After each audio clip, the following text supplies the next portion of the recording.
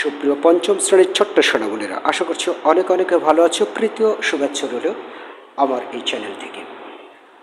আজকে তোমাদের গণিত বইয়ের অর্থাৎ তোমাদের নতুন গণিত বইয়ের ৭৬ পৃষ্ঠার ১০ এবং ১০০ দ্বারা ভাগের একটি বিষয় আছে।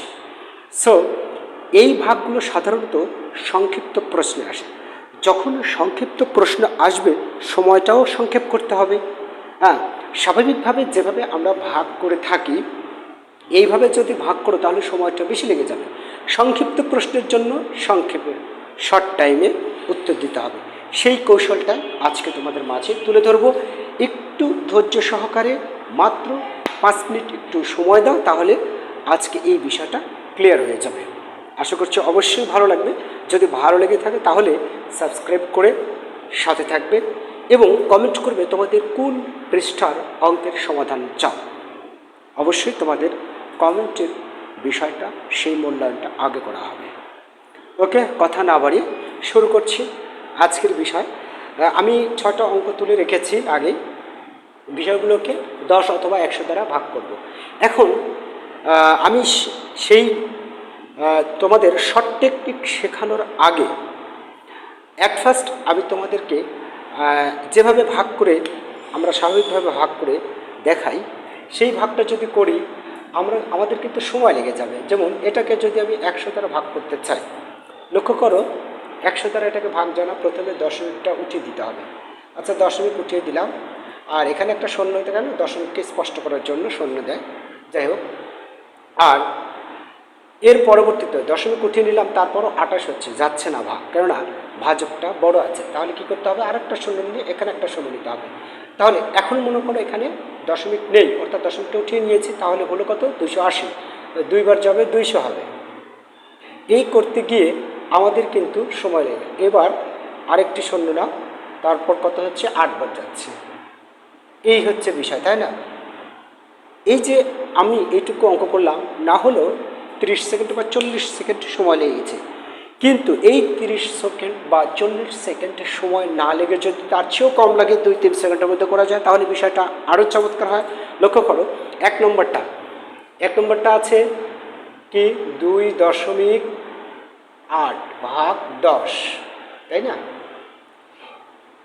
সেরা টেকনিক হচ্ছে যদি এরকম করে 10, 100, 1000, 10,000, 10 কোটি, 1 লক্ষ, 1 নিযুত, যত বড়, অর্থাৎ একের পরে যদি 0,0,0,0 এগুলো দ্বারা ভাগ থাকে, তাহলে এই ক্ষেত্রে একটি সহজ টেকনিক হলো, এখানে ভাগের সময় এখানে 10 শূন্য কয়টা, শূন্য আছে একটা। সো দশমিক বিন্দু 1 ঘর বামে সরে আসবে। ঠিক আছে, এখানে শূন্য আছে একটা, দশমিক বিন্দু 1 ঘর বামে সরে আসবে, তার মানে দশমিকটা তখন এখানে হয়ে যাবে। ঠিক আছে, 2, 8 এইখানে দশমিকটা হয়ে যাবে, আর এখানে একটা শূন্য দিবে এই দশমিককে স্পষ্ট করার জন্য। কত সহজ না? হ্যাঁ। আচ্ছা, এবারে আমরা 100 দ্বারা করি।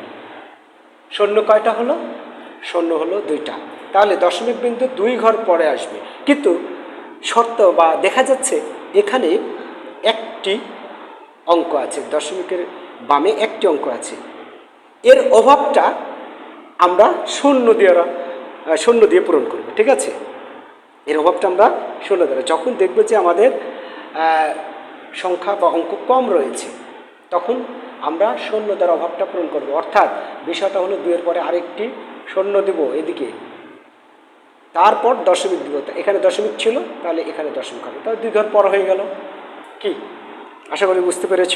ওকে, এরপরে 2 নম্বরটা আসো।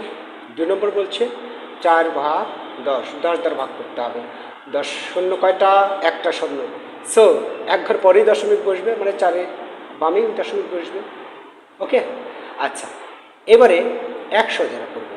শূন্য কয়টা, শূন্য 2টা, কিন্তু আছে তো একটি অঙ্ক, তাহলে আরেকটি শূন্য দ্বারা পূরণ করব। ওকে, তাহলে হয়ে যাচ্ছে। এবারে 3 নম্বরে আসো।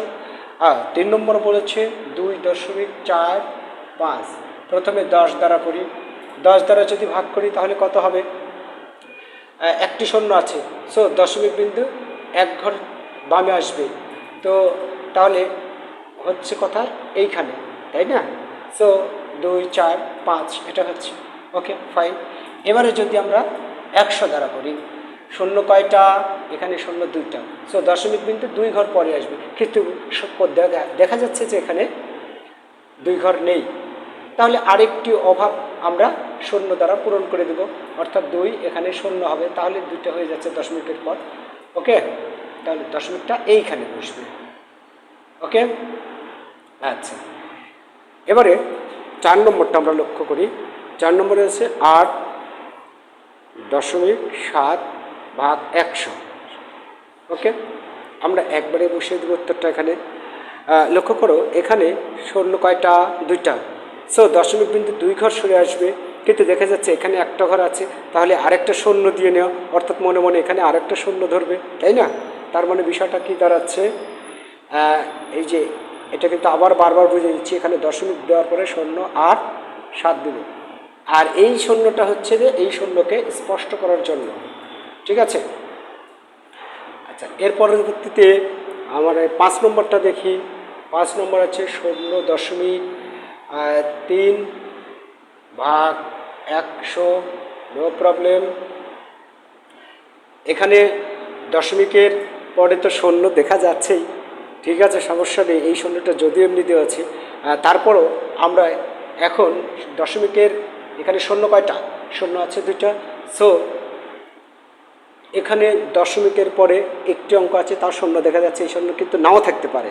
যদি নাও থাকে তবুও এখানে দশমিকের বামে 2টা অভাব পূরণ করতে হবে, তাই না? 2টা অঙ্ক দিয়ে এর অভাবটা পূরণ করতে হবে, কেননা শূন্য যেহেতু 2টা আছে, দশমিকটা 2 ঘর সরে আসবে বামে।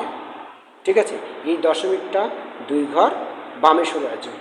সো আমাদের দেখা যাচ্ছে 2 ঘর বামে সরে হচ্ছে 2টা শূন্য, তারপর 3, আর এখানে অতিরিক্তভাবে আরও একটি শূন্য আসবে। ওকে, আচ্ছা, এরপরে 6 নম্বরটা কি দেখা যাচ্ছে? 6 নম্বরে অতিরিক্তভাবে আরও একটি শূন্য আসবে। ওকে, আচ্ছা, এরপরে 6 নম্বরটা কি দেখা যাচ্ছে? 6 নম্বরটা আমরা দেখি 24 ভাগ 10 দ্বারা যদি করি, যদি 10 দ্বারা করি তাহলে 1 ঘর পর দশমিক বসবে, তাই না? 1 ঘর পর বলতে 2.4, এই যে 4-এর পর হচ্ছে বাম থেকে, ডান থেকে বামে আসছে, অর্থাৎ 1 ঘর পরে। আর যদি 100 দ্বারা করি, তাই না, যদি 100 দ্বারা করি তাহলে 2 ঘর পর হবে 1 2, তার মানে বিষয়টা কি 1 2, এই যেটা, আর এটাকে একটা শূন্য বসছে, তাই না? তাহলে আশা করছি শিক্ষার্থী বন্ধুরা খুব সহজে এবং সেরা কৌশলে এই 10 100 অথবা 1000 অর্থাৎ 1 লিখে 0 0 এইভাবে যদি কোনো সংখ্যা দ্বারা ভাগ থাকে, তাহলে এই ভাগটা আমরা এই টেকনিকে করব। শূন্য যতগুলো আছে দশমিক বিন্দু তত ঘর সরে যাবে, শূন্য যতগুলো আছে, শূন্য যতগুলো থাকবে দশমিকটা তত ঘর সরে যাবে। দশমিক যদি থাকে সেখান থেকে 2 ঘর সরে যাবে যদি 2টা শূন্য থাকে, আর যদি দশমিক না থাকে তাহলে সেই সংখ্যা থেকে আমরা হিসাব করব, ব্যাস হয়ে যাবে। এখন তুমি মনে করছো তাহলে বড় যদি অঙ্ক থাকে তাহলে কি করব? No problem. মনে করো এটা আছে 5 8 0 2 3, হ্যাঁ, এটাকেই তুমি 100 দ্বারা ভাগ করছো, তাই না? এখানে এখন প্রশ্ন আসতেই পারে যে এটা কেমন করে করব? নো প্রবলেম, 2টা শূন্য আছে, 2 ঘর পর দশমিক আসবে, মানে এখানে দশমিক আসবে, উত্তরটা হবে তখন এইখানে, ঠিক আছে?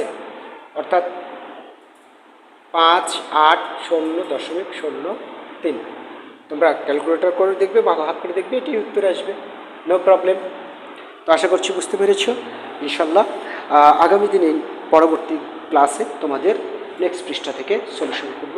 তারা শেষ দিকে আবারও বলে দিচ্ছি, যদি তোমাদের কোনো বিষয় জানার থাকে অথবা কোনো পৃষ্ঠার সমাধান চাও, অবশ্যই পৃষ্ঠা উল্লেখ করে নম্বরটা উল্লেখ করবে, কোন নম্বর অঙ্কের সমাধান চাও। তোমাদের কমেন্টের মূল্যায়ন আগে দেওয়া হবে। ভালো থেকো, তোমাদের দীর্ঘ জীবন কামনা করে এখানে শেষ করছি। আল্লাহ হাফেজ।